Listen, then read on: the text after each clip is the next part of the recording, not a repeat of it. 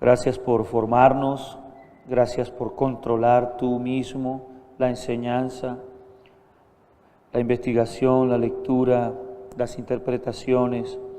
Gracias por todos los maestros que has provisto a tu cuerpo, a tu iglesia durante todos estos años. Gracias por haber conservado tu palabra. Gracias porque frente a los ataques que recibe tu palabra siempre tienes siervos preparados por ti, Señor. Gracias por la obra que haces en nosotros. Gracias por ese sacrificio hermoso. Gracias por este tiempo, Señor. Permite que sea tu Santo Espíritu acompañándonos, redarguyéndonos, enseñándonos y que no nos apartemos ni un centímetro a izquierda ni a derecha. En el nombre de tu Hijo amado Jesús. Amén. Bueno, hermanos, continuando con el tema antes, ¿no? Es antes. Son varias antes, ¿no? ¿La tenías cuadrada antes? Antes.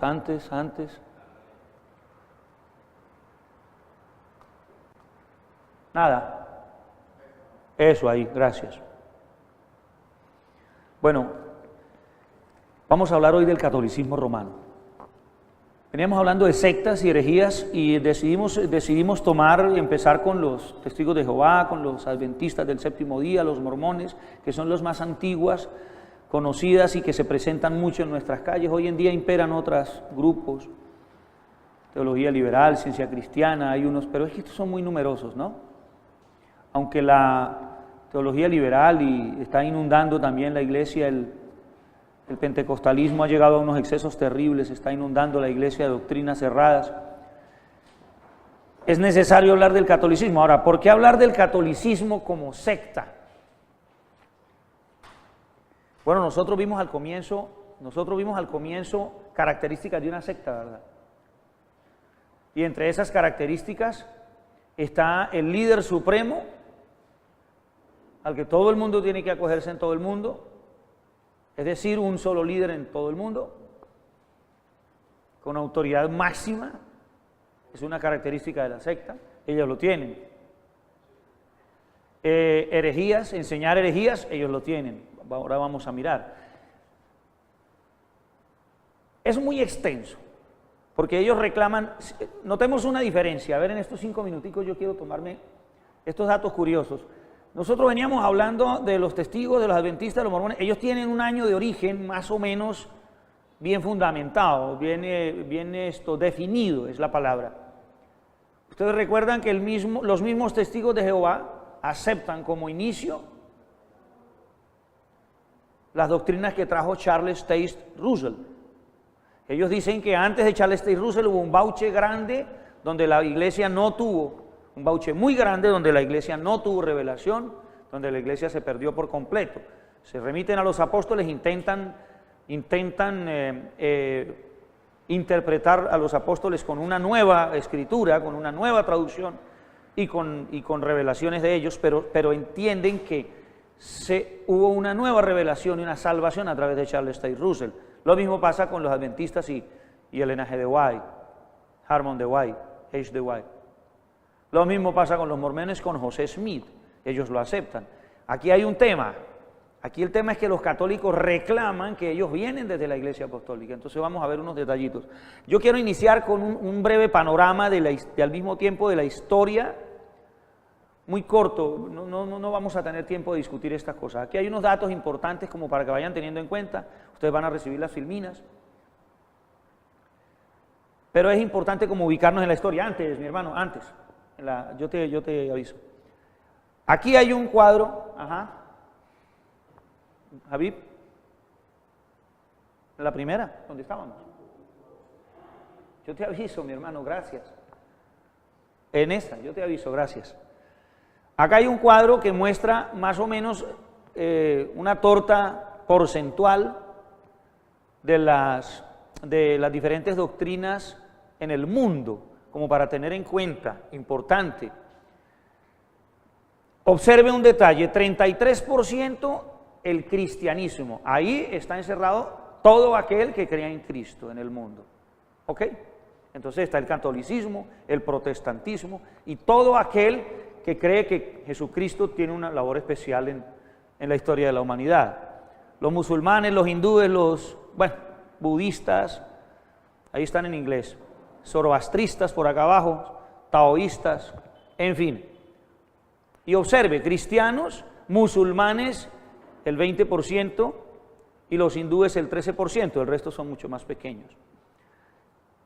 ¿Por qué estoy mostrando? ¿Por qué quiero que veamos estas cifras?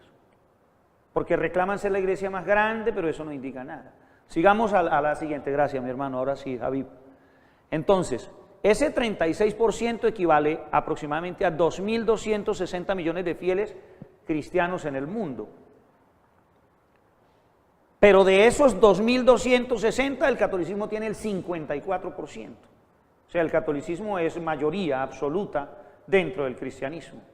Tiene aproximadamente 1.200 millones. El protestantismo tiene 800 millones.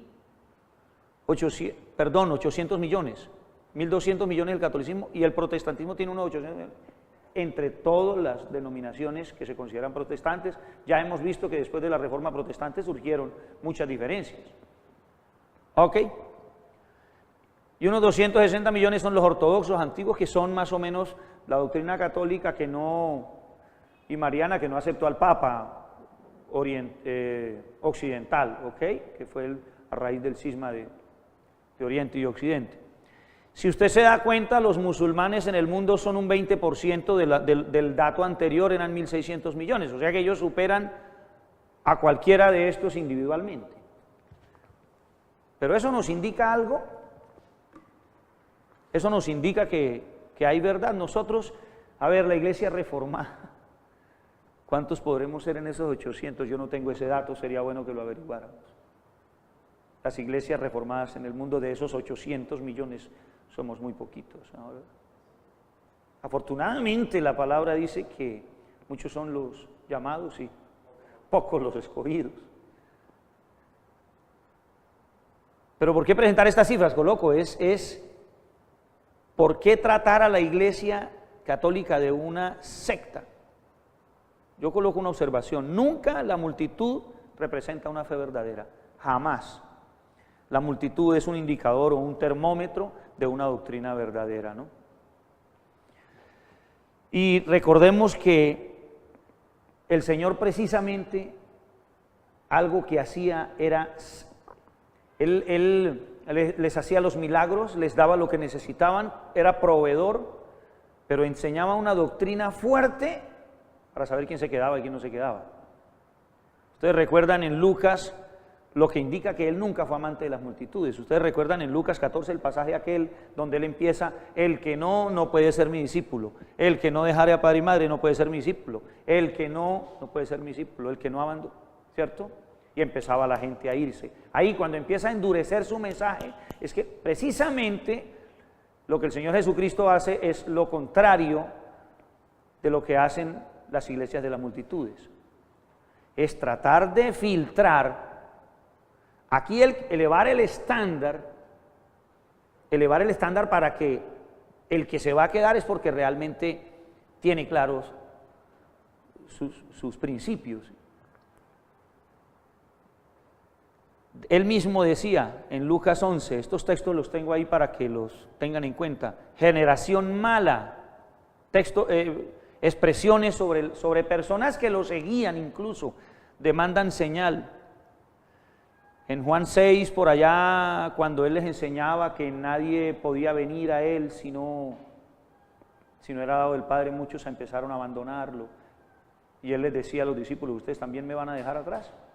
De manera que el Señor Jesucristo nunca fue amante de las multitudes. Yo empiezo colocando esas cifras porque uno de los reclamos que hace la Iglesia Católica es esa: es la Iglesia Madre, la Iglesia Universal en todo el mundo entero, nadie puede apartarse de ella porque solo en ella hay salvación. Sigamos, mi hermano, gracias. Tenemos mucho tiempo. En segundo lugar,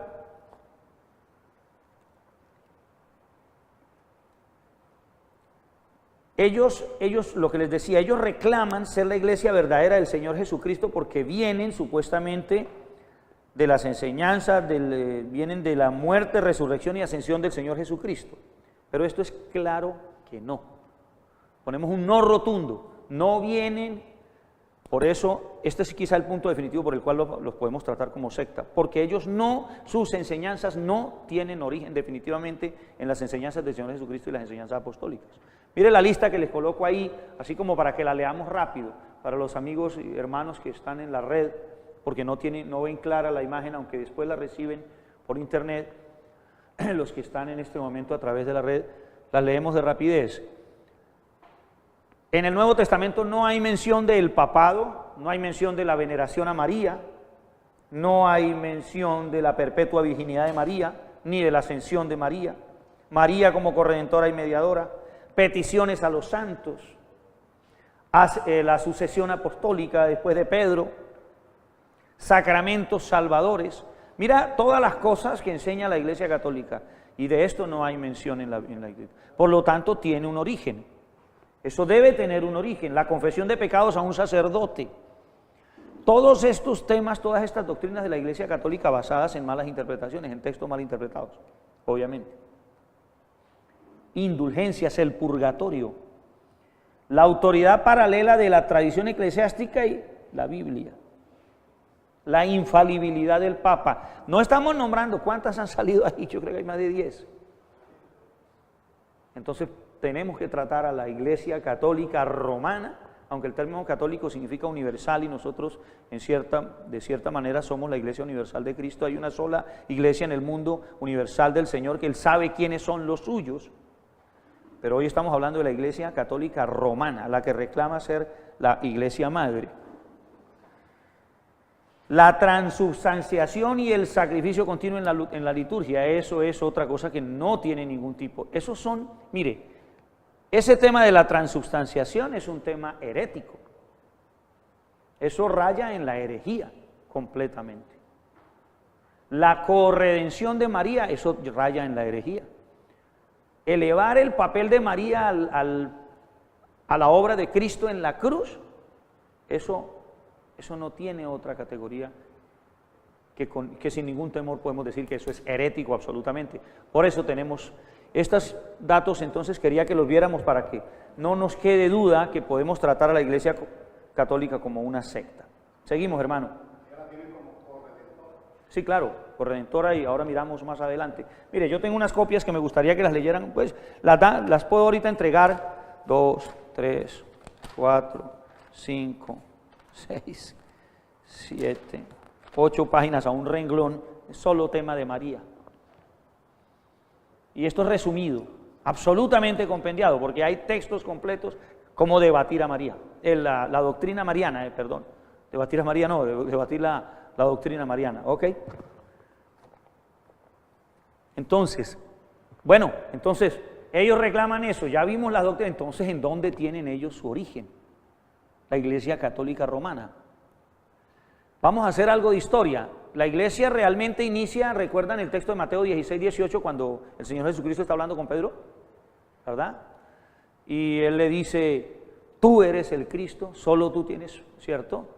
Él se da cuenta que sobre esa revelación es que el Señor Jesucristo está diciendo, yo te digo que tú eres Pedro. Y sobre esta roca, esa base, esa revelación que acaba de dar Pedro, es que yo fundaré mi iglesia. Y ahí dice clarito, fundaré mi iglesia. Hay una pequeña división entre iglesias bíblicas, incluso reformadas, y en la misma iglesia protestante, a través de los tiempos hay una pequeña diferencia en la forma de ver a la iglesia. Algunos dicen que la iglesia también está en el Antiguo Testamento, en el pueblo judío. Otros creen, hay una segunda opinión bastante fuerte, que realmente el pueblo judío es un tipo y figura de la iglesia, figura de lo que la iglesia que iba a venir, aunque es el pueblo del Señor del Antiguo Testamento. Pero este texto de Mateo 16, en donde el Señor Jesucristo dice, y sobre esta roca edificaré mi iglesia, realmente yo soy de los que cree que la iglesia del Señor Jesucristo como tal comienza en ese momento, con el Señor Jesucristo. Entonces allí, después de que el Evangelio llega a los gentiles, después del sello del Espíritu Santo, lo vemos en Hechos también, en Hechos 2, empieza la iglesia del Señor Jesucristo, con esa revelación que encuentra a través de Pedro, y termina formándose el Israel espiritual, que es la iglesia del Señor Jesucristo formada por los judíos que se convierten al cristianismo y los gentiles que llegan al cristianismo. ¿Ok? Pero ese tema sí, pues no es tema de discusión esta noche. Entonces no hay un punto de partida exacto donde el origen de cada... Bueno, entonces vamos a seguir. Pero realmente el catolicismo romano sí tiene un origen, pero no es un año específico, es una temporada en que empezaron a suceder cosas. Ahora lo vamos a ver. Estamos haciendo algo de historia. Incluso estos cristianos fueron titulados como secta por los judíos, porque estaban enseñando cosas completamente contrarias a los que creían los judíos. Ellos esperaban realmente Mesías. Ellos enseñaban que Jesús era el Mesías judío, el Mesías judío, el rey ungido, el rey ungido que había venido para cumplir las Escrituras y había venido también para instituir ese pacto, esa nueva parte del pacto, ese pacto basado en su sacrificio, en su muerte. Peor aún, los cristianos culpaban a los judíos de la muerte del Señor Jesucristo, del Mesías mismo, culparlos de la muerte del Mesías cuando ellos todavía los estaban esperando, pues los enfurecía.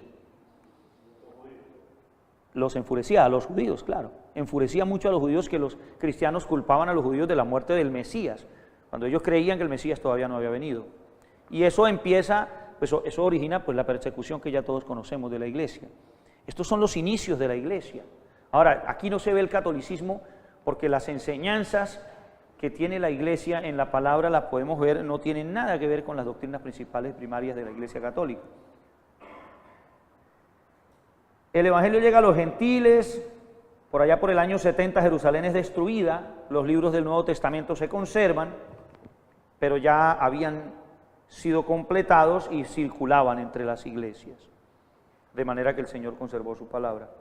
Y a pesar de esa persecución tan grande, el número de fieles aumentaba.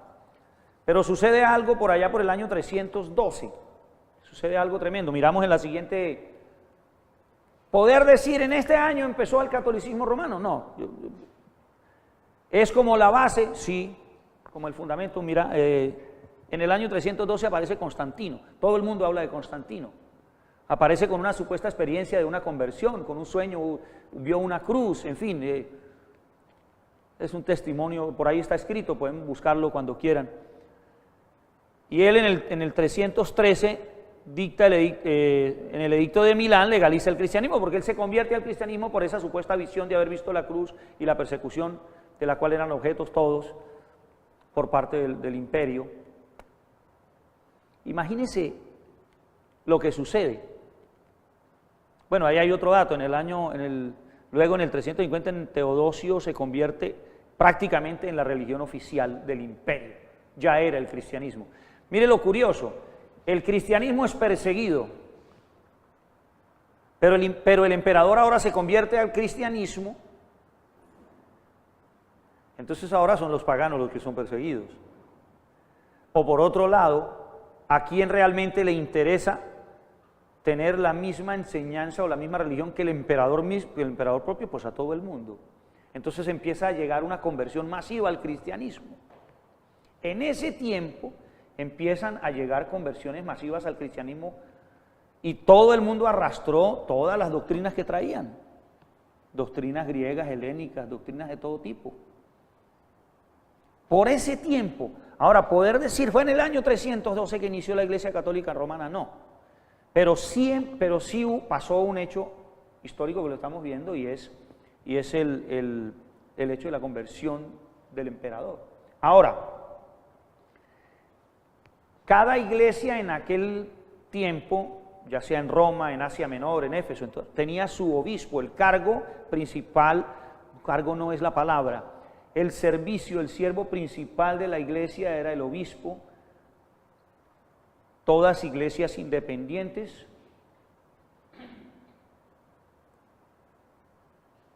pero allí ¿qué pasó? Como dato curioso, pues el obispo de Roma empezó a tener cargos importantes en el gobierno y influencia importante en el gobierno. Por eso él reclama la autoridad máxima sobre los demás obispos de las otras iglesias. Miremos la siguiente. Ahora, Estas son de las cosas que empiezan a traer, puede parecer un poquito agresivo, ¿no? Porque no podemos decir tampoco, mire, la doctrina de la Virgen María con el niño y la Virgen del Carmen y todas estas figuras que conocemos viene de allá exactamente, no. Yo lo que quiero es que miremos algunas coincidencias importantes, porque son muchas coincidencias como para no tenerlas en cuenta. Viene de los paganos Semiramis con Nimrod. Recordemos que ella tiene a Tamuz, se lo matan, pero ella había dejado un hijo con Tamuz, su hijo crece y ella se casa con su hijo. Esa es la historia de Semiramis. Y la figura es de la diosa de ellos, era Semiramis con un niñito. ¿Qué coincidencia? Es la figura de la Virgen con el niño, ¿no? Que existe en la Iglesia Católica. También traen algunas creencias en Isis, una diosa que era llamada como Reina del Cielo y Madre de Dios. También tenía el título de Teotokos, la que le da vida a Dios. Yo he escuchado que el catolicismo le llama a María Reina del Cielo, le llama Madre de Dios. Estos son datos curiosos. Esto es poder decir, como les decía ahorita, es que este es el origen. No, ellos tendrán cómo defenderse. Pero es muy curioso que se da el hecho de que empiezan paganos a convertirse al cristianismo, pero no renuncian a sus cosas. Y después aparece en Roma este tipo de cosas. Sigamos con la que viene, mi hermano. En el mitraísmo, que era otra de las doctrinas teológicas de esa época, Mitras, el dios Mitras, ellos tenían un ritual que era el sacrificio de un toro para entregárselo al dios Mitras, para ofrecerlo al dios Mitras en pro de la salvación de su pueblo. Y la enseñanza decía que en el momento en que mataban al toro, el Mitras hacía presencia en el toro, entraba dentro del toro, y la gente comía la carne del toro y bebía la sangre del toro. Estaba comiendo la carne de su Dios y bebiendo la sangre de su Dios, y obtenían salvación. Eso se llamó teofagia, que era el comer el cuerpo de un Dios. Yo no sé si eso tenga alguna similitud con la teoría de la transustanciación. Algunos ven una similitud en eso. Porque recuerden que el catolicismo enseña que en el momento de la Santa Cena el Señor hace presencia en los elementos. Hay presencia de la carne del cuerpo del Señor Jesucristo en los elementos y en el vino. De manera que tú estás recibiendo el cuerpo y la sangre del Señor Jesucristo, como sacrificando al Señor Jesucristo cada vez que toman la cena, porque no lo hacen solo los domingos, lo hacen todos los días. ¿Verdad? Pues eso es muy casual. Miramos la que sigue. Javi. Existía otra corriente que era el enotismo, creencia de muchos dioses con la supremacía de un Dios superior a los demás dioses. Y había dioses de la paz, Dios del amor, Dios de la guerra, Dios de los sembrados. Es algo similar. Yo también nosotros vemos que en la Iglesia Católica tenemos un santo para cada cosa. Tenemos al Dios, pero tenemos el santo de los imposibles, el santo de los sembrados, el santo de los conductores, la santa de los... Bueno, estos son coincidencias. O sea, realmente nosotros estamos viendo que ese tipo de cosas que arrastra el paganismo a la Iglesia, lo voy a estar repitiendo, se mezcla con el cristianismo de la época, y es coincidencial eso lo analiza cada uno. Sigamos, mi hermano. Entonces yo les decía que a los obispos empezaron a asignarles puestos de honor. Y por allá para el año 400 ya el término romano y cristiano era uno mismo, era sinónimo. Ser romano era ser cristiano. Todas las iglesias de Oriente, les decía, y las de Occidente tenían sus obispos. Pero desde entonces el obispo de Roma reclama la autoridad sobre la supremacía sobre toda la iglesia y se hizo llamar sumo pontífice, santo padre y papa. Esto le pareció bien al emperador porque desde Roma era la capital del imperio Y entonces desde allí podía controlar absolutamente todo. Y los cristianos tenían que hacerle caso si la iglesia cristiana tenía su líder máximo en Roma. El término papa, este es el término en griego, con la letra pi, papás o papas. Ya era usado desde antes. Ese término significaba realmente con cariño padre, papá, tutor. De manera que a los obispos se les hablaba de esa manera con cariño. No solamente al de Roma, se les decía a todos. Entonces él reclama el título de Papa Supremo. Veamos que entre el año 300 y el año 500 están pasando todas esas cosas, aproximadamente, al 400 algo. Yo creería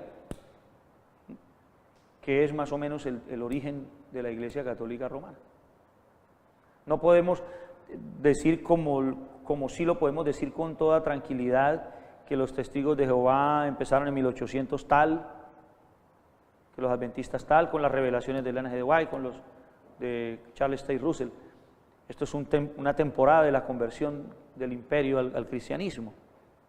Se recuerdan al obispo de Roma por ese tiempo antes. Marcelino en tiempos de Diocleciano está antes, unos años antes del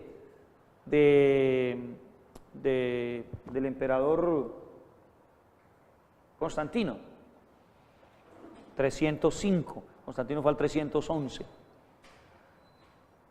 Ya se conocen algunas cartas donde al obispo de Roma, llamado Marcelino, le decían ya papa. Estas cosas fueron dando origen al cisma de Oriente, que es donde mutuamente se excomulgan los de Oriente y Occidente. Los ortodoxos no aceptaron al papa, al obispo de Roma como el superior. En 1504 definitivamente rompieron relaciones. ¿Sí ibas a preguntar algo? Sí. Cuando me llevo a la memoria, recuerdo que antes no se hablaba del divino niño. Sí, eso son doctrinas nuevas.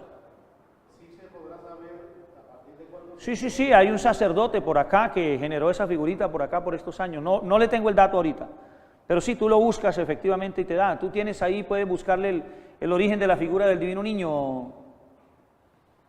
Sí, efectivamente hay un sacerdote católico, es mucho más moderno, no es desde esos tiempos. Bueno, seguimos, Javier. Apenas estamos como en características generales de por qué estamos llamando a la Iglesia Católica una secta, y estamos tratando de hablar de su origen. ¿Por qué cito el conflicto de Agustín Pelagio?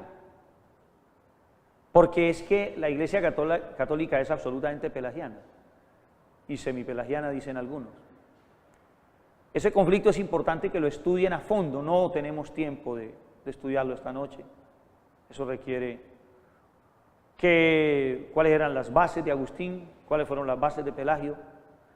Pelagio fue declarado hereje en su momento. Tenía la controversia tenía un punto central en la controversia. Este Pelagio, un monje británico, ahí tenemos los datos en la diapositiva, del siglo IV al V, más o menos por los mismos tiempos de Agustín, se opuso a la famosa oración de Agustín. Miren esa oración, miren lo curioso de la oración de Agustín. Permíteme hacer lo que mandas y manda lo que tú desees. Tremendo, ¿verdad? Agustín, entendedor absoluto de la gracia del Señor y de la soberanía del Señor. Permíteme hacer lo que mandas y manda lo que tú deseas de nosotros. Entonces, Pelagio no pudo, porque él decía que si había si fuese necesario ese don del Señor para poder cumplir con lo que el mismo Señor mandaba, pues entonces no podía establecérsele responsabilidad. Tenía que haber una habilidad para poder responsabilizar al ser humano.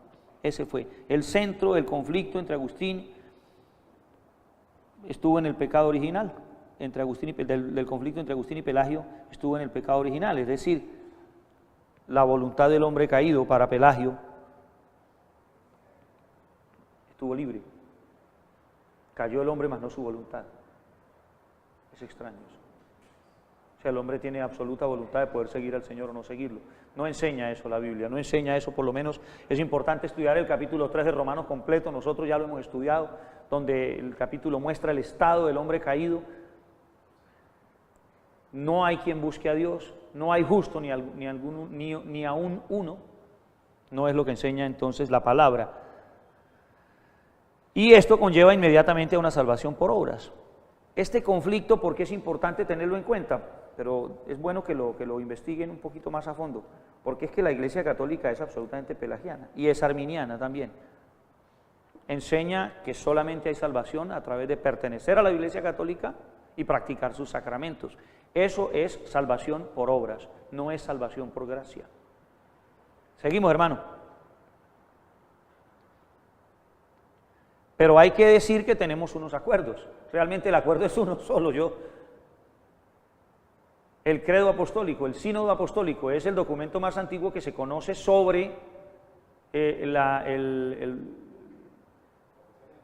declaración de fe que viene desde los apóstoles. Son códices y cartas que se encuentran en donde se consignó lo que era la doctrina apostólica, la base de las buenas nuevas del Evangelio, que después en la Iglesia Católica ha sido modificado, por cierto, algunas frases, porque ellos dicen: creo en María siempre virgen, en los ángeles, en los santos.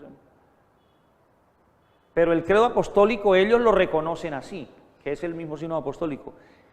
¿Qué dice? Creo en Dios Padre Todopoderoso. Acá vamos a leer el credo apostólico y no vamos a encontrar algo en lo que estemos en contra, yo creo. Creo en Dios Padre Todopoderoso, Creador del cielo y de la tierra, en Jesucristo su único Hijo, Señor nuestro, concebido del Espíritu Santo, nació de la Virgen María, pero ahí no dice que siempre virgen, nació de la Virgen María, padeció bajo el poder de Poncio Pilato, fue crucificado, muerto y sepultado, descendió a los infiernos, esto es un documento muy antiguo, al tercer día resucitó de entre los muertos, subió al cielo y está sentado a la diestra de Dios Padre Todopoderoso. Desde allí vendrá al fin del mundo a juzgar a los vivos y a los muertos. Creo en el Espíritu Santo, la Santa Iglesia Universal. En algunas partes vas a encontrar la Santa Iglesia Católica, y es cierto, porque el término católico significa universal. Pero no vas a encontrar la Santa Iglesia Católica Romana, es católico, la palabra universal. La comunión de los santos, refiriéndose a la vida de la Iglesia, no con los santos del pasado, que es que ahí hay una mala interpretación después para Roma.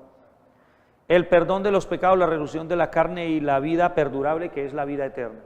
Entonces, en eso estamos de acuerdo, pero estamos en desacuerdo en muchísimas.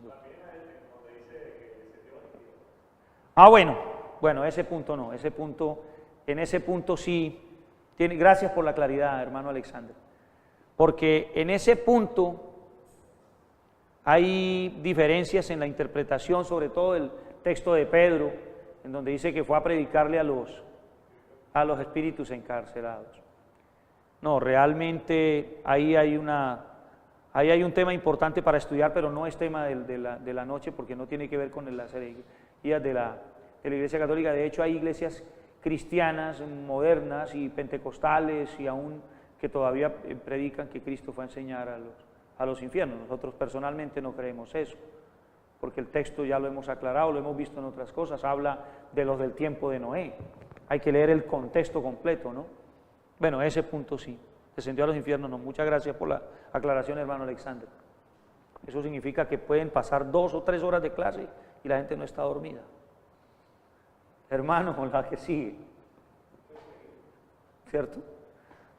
La que sigue, Javi. Pero ese sí se durmió, pero hay terribles infracciones. Hay terribles infracciones que deben ser tenidas en cuenta, eso no se puede pasar por alto. Bueno, hemos ido corriendo. Yo me asusté quizás porque como empezaron tarde con el otro profesor la otra clase, dije, no les va a alcanzar el tiempo, no nos va a alcanzar, y he ido avanzando como muy rápido. Son las 8:40, tenemos en 15 minutos, estamos terminando, para irnos faltando 5 para las 9. Estos son infracciones de la Iglesia Católica. Él se revela en su palabra y su voluntad a los hombres. Es decir, Dios está revelado en la Biblia, pero su voluntad la revela a los hombres. Es decir, en pocas palabras, sigue habiendo revelaciones. En eso coinciden con el pentecostalismo, ¿no? Hoy. Pero no con nosotros. Nosotros creemos en la revelación absoluta de la palabra, la suficiencia de las Escrituras. Afirman que la Biblia, junto con las tradiciones y las revelaciones papales, que son las bulas, que forman un sacro depósito. Pues yo les cuento una cosa, es supremamente complicado, porque es que no solamente las bulas papales, eso genera una dificultad grandísima, porque son más de 40 volúmenes. Las revelaciones supuestas que han tenido los papas.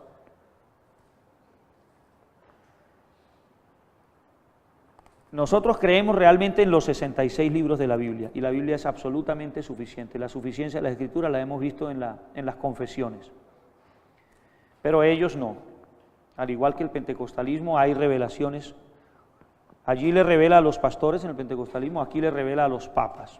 Cuando los papas hablan ex cátedra, van a escuchar algún día el término ex cátedra, que significa que está hablando por revelación propia fuera de la palabra.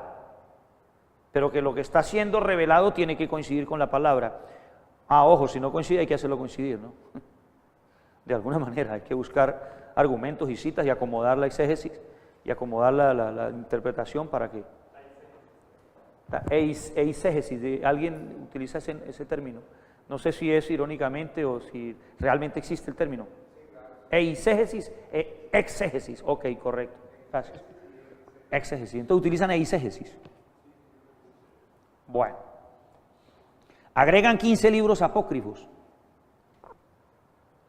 que no son tomados en cuenta por la Biblia judía, por la Torá, por los escritos. Ni siquiera los rabinos los aceptan. Ahora, aquí hay algo curioso. El Señor Jesucristo, mire, le voy a dar unas cifras que no las coloqué ahí porque no alcanza. Vamos a leerlo. Esos libros están llenos de inexactitudes, fantasías, enseñanzas totalmente contrarias a las Escrituras. De allí hay muchas enseñanzas, algunos datos que dan origen a la enseñanza del purgatorio y del culto a los muertos, en el libro de Macabeos, en fin. Esos 15 libros los pueden averiguar, está Tobit, Sabiduría, Macabeos, Esther, Eclesiástico. Esa es la tercera. No, el segundo. Mire, el Nuevo Testamento, párenle bolas a este dato, cita al Antiguo Testamento por lo menos 260 veces y alude al pacto unas 370 veces. 260 y 370 veces, sume esas veces que el Nuevo Testamento cita al Antiguo Testamento, pero de esas cantidad de veces ninguna corresponde a los libros apócrifos. Es curioso. Es curioso que el Señor Jesucristo citó escrituras de Isaías, citó escrituras de la ley de Moisés, citó escrituras de los libritos de los profetas, y él conocía, el Señor Jesucristo conocía los Macabeos, conocía esos libros, porque él era estudioso de la palabra desde los 12 hasta los 30, pero él nunca los citó tampoco. Eso es un dato a tener en cuenta.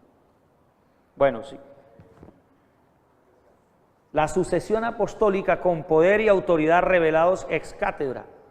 Eso genera la doctrina de la infalibilidad del Papa, porque está siéndole revelado fuera de las Escrituras, a él solo, coincidiendo con la palabra, poniéndolo al nivel de la palabra. Y cada Papa escribe sus bulas papales. Y eso genera como les decía, un volumen grandísimo, se vuelve un volumen difícil de manejar. Los mismos católicos o los mismos laicos, imagínense a estos muchachos seminaristas estudiando la Biblia y estudiando 40 libros de bulas papales de toda la historia, porque tienen que estudiarlos.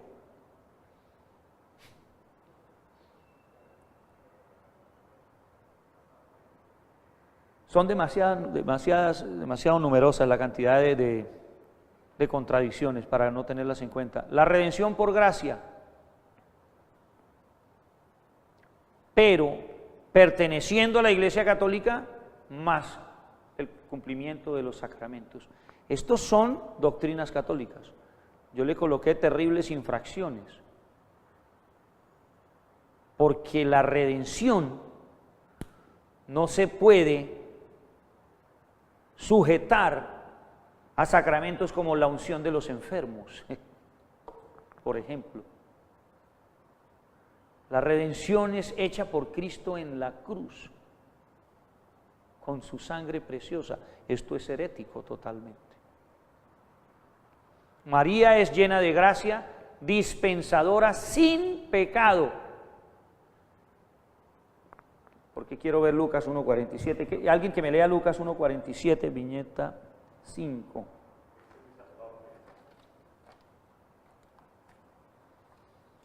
Hay algo importante. Bueno, ¿qué dice?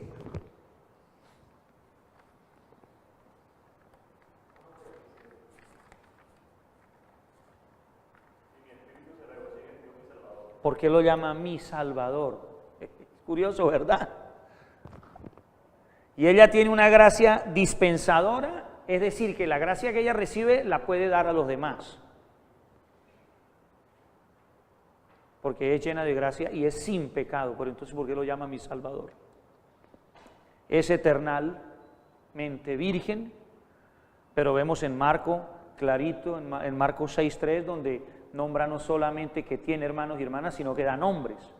Y ya sabemos el conflicto con el término bar, hijo de, y existen en la Biblia el término sobrino, el término suegro, existe el término tío, existe el término hermano, existe el término padre, madre, todos los términos los consigues en la Biblia, para que ahora los católicos digan que es que allí se refería a hermanos cuando eran sobrinos, primos, o sea, eran hijos de tíos. Corredentora y comediadora, como decía el hermano, y asciende sin muerte al cielo. ¿Cómo vas a discutir? Bueno, hay una ventaja grande al tú tratar con un católico que al tratar con un mormón, porque el mormón tiene otro texto, ellos no.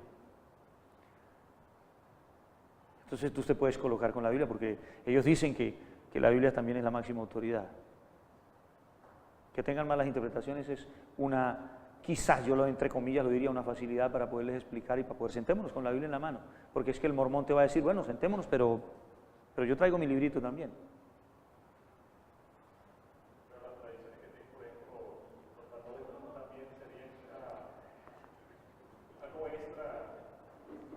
Como un libro aparte, como un documento aparte, pero se sujetan a las traducciones totalmente y ponen las traducciones pero te vas a dar cuenta que es muy fácil echarles abajo sus argumentos con la Biblia. Es muy fácil. A sacerdotes mismos les tomas.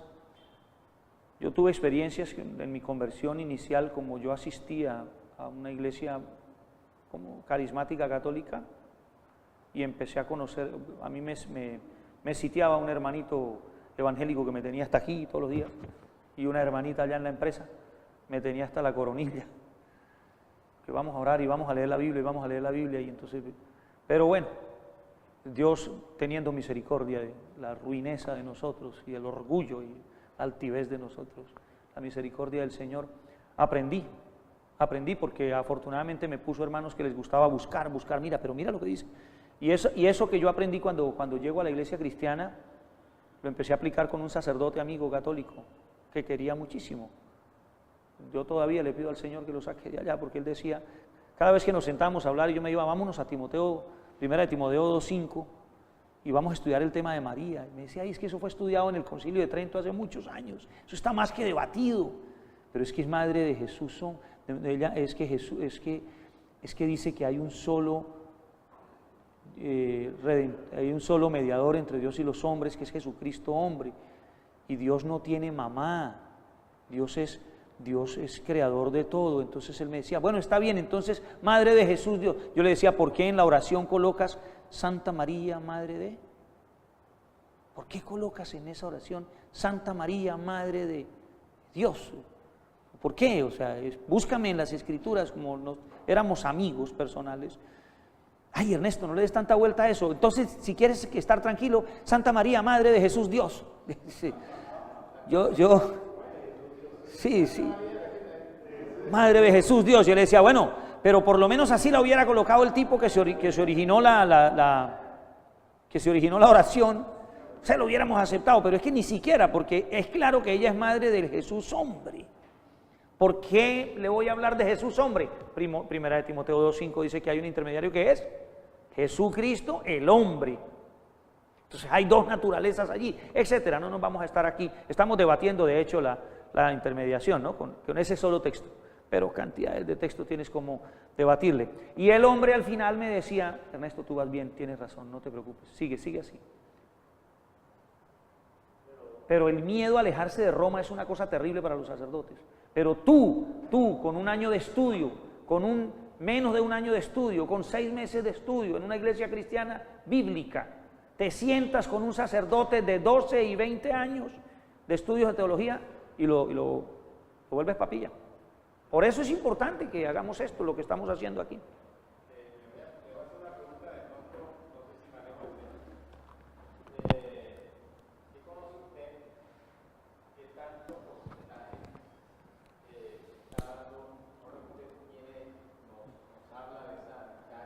Ajá.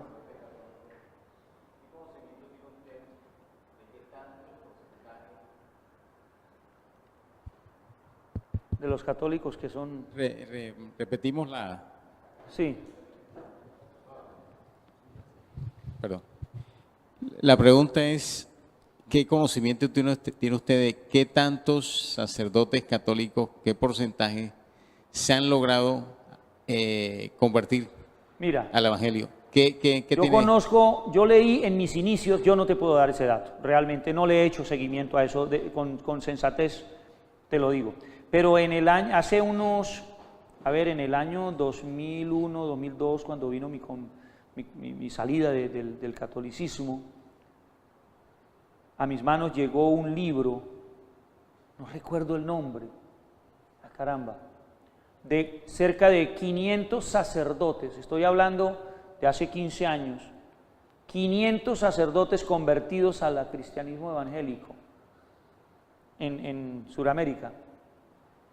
Estoy hablando de hace 16 años, del 2001, 16 años. Pero en ese libro solamente daban testimonios de esos 500 convertidos. Imagínense en el mundo entero, imagínense, es difícil.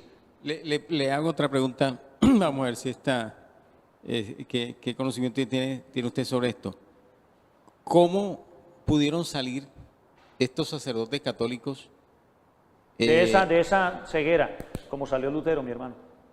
¿Qué tiene usted sobre eso? ¿Qué nos puede contar? Hermano, como salió Lutero, ahí nos estamos saliendo un poquito del tema, pero no importa, es interesante compartir eso en un minutico. Yo la respuesta que te tengo es la que nos da la Biblia, es el toque del Señor, es el llamado interno del Señor, eso no tiene otra explicación. Lo mismo que le pasó a Lutero les está pasando a muchos de ellos, que están en el seno de la Iglesia Católica y que se dedican a leer la Biblia, que en sus ratos libres empiezan y descubren por la gracia del Señor y que de corazón buscan al Señor. Lo mismo que pasa con tanto fiel en la Iglesia Católica, que de corazón está buscando al Señor, pero que no conocen, y cuando llegan a la Biblia, cuando llegan a las Escrituras, les es revelado el Cristo de la gloria. No tendría otra cosa que decirte en ese momento. Perdóneme que le insista en este tema porque como dice usted, de pronto me podría salir del asunto, pero me llega esta pregunta. Entre un sacerdote católico y un creyente católico, ¿qué es más viable la conversión entre estos dos Es tipos? igual, hermano. Es igual. El uno está estudiando y está sirviendo. El otro está haciendo, nos quedan 5 minutos, gracias. El otro está recibiendo por un lado de las misas, pero está recibiendo de la evangelización de otros hermanos. Es muy difícil establecer, pero por lo menos a mí me queda muy complicado decirte eso. Pero sí, vamos a investigar. No, me refiero por esto. La pregunta me llega porque de todas maneras el sacerdote pues ha sido influenciado a través de unos estudios. Sí. Usted nos decía que han estudiado las Debería bulas. ser más fácil que un fiel. Entonces, Debería ser más fácil que un fiel católico. entonces me llega esa pregunta. ¿Qué podría ser? ¿Quién tendría más, por decirlo de esa manera, más obstáculos para la conversión? Sí, los si el que ha sacerdotes. recibido este Creería conocimiento uno. de las bulas, de los concilios, de esto, de aquello.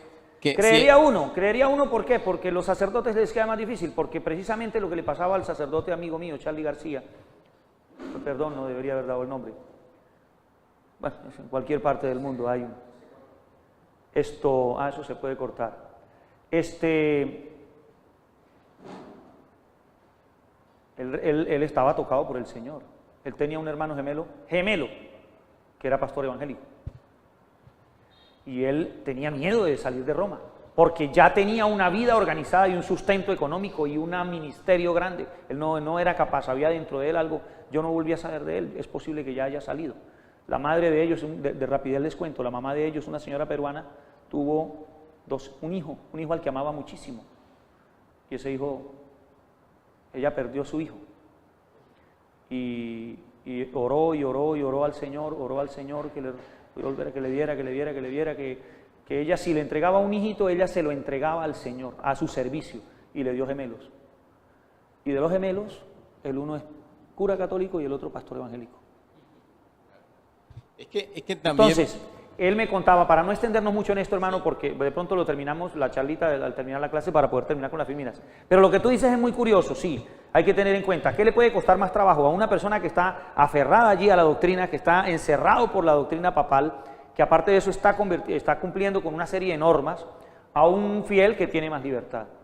Indudablemente yo creería que el fiel, pero como el llamado es interno del Señor, es muy difícil para nosotros saber.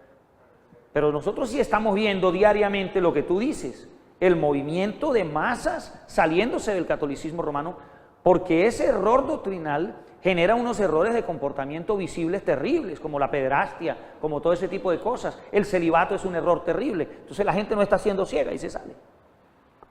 Yo creo que por ahí viene la cosa. Terminemos con la Firmina, ya no faltan sino 2. El purgatorio y María, el purgatorio, miren la fecha en que se programa el purgatorio. En el Concilio de Florencia, las almas que llegaron a la muerte en estado de gracia, pero no totalmente purificadas para entrar al cielo, pasan a un estado de purificación. Ellos, inicialmente algunos hablaban de un sitio, pero otros hablaban más bien de un estado de purgar, y lo tratan de soportar con el texto aquel donde dice que serán purgadas la obra de cada cual será purgada, que si es hojarasca, que si es heno. ¿Recuerdan? Entonces hablan como de un estado donde tú tienes que terminar de purgar. Eso inmediatamente nos da una doctrina más, que sería la expiación incompleta. Disminución de la obra de Cristo, que pasan a un estado de purificación que conocemos con el nombre de purgatorio. Eso lo enseñan ellos. Seguimos con la otra, que creo que faltan 2. Seguimos. Niño, se fue. Ah, bueno, sí, es la última.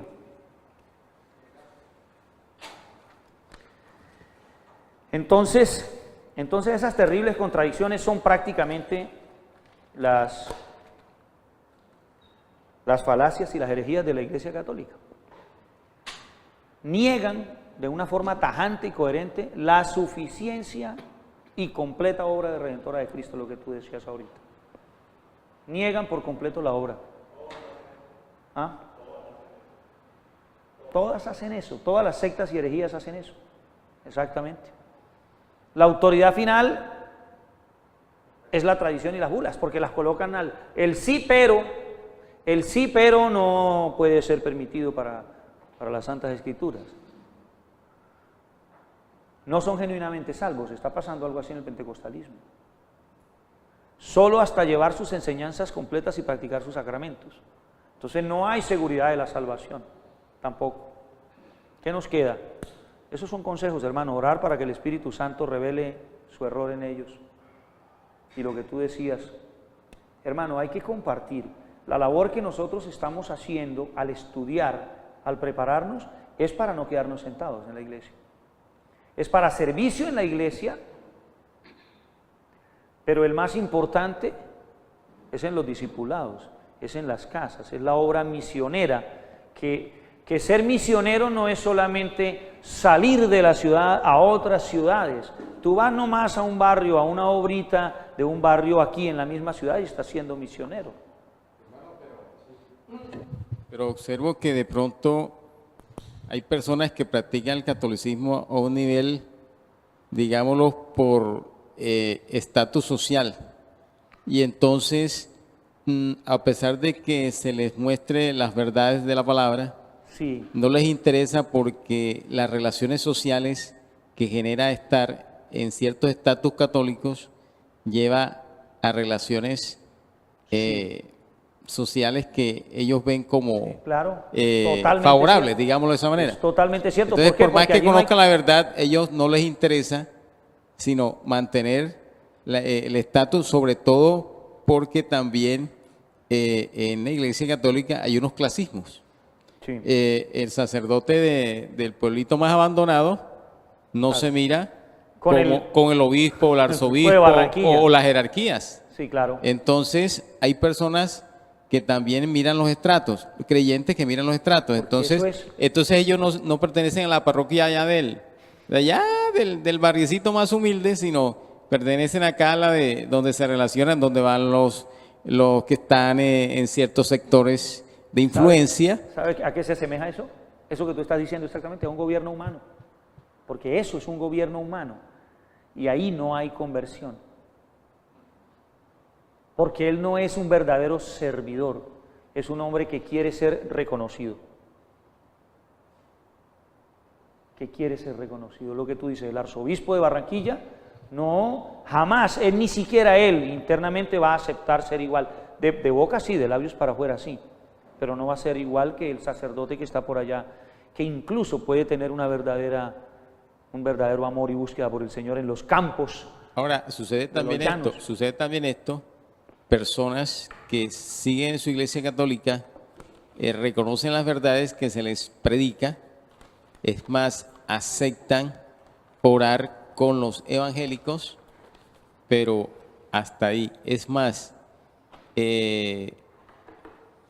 como digo, se pueden hasta aceptar orar con los evangélicos, pero quieren estar bien Sí, con... sí. Saúl le dijo al profeta. Entonces, conozco de situaciones que, es decir, de que católicos que oran con evangélicos, pero que cuando están con los jerarcas, Sí, entonces nos tratan de hermanos separados. Entonces, yo no entiendo eso. Claro, no hay conversión, mi hermano. No hay conversión, amén. Vamos a orar y seguimos la charla porque es muy interesante. Vamos a orar. Eso es muy cierto. Padre, te damos.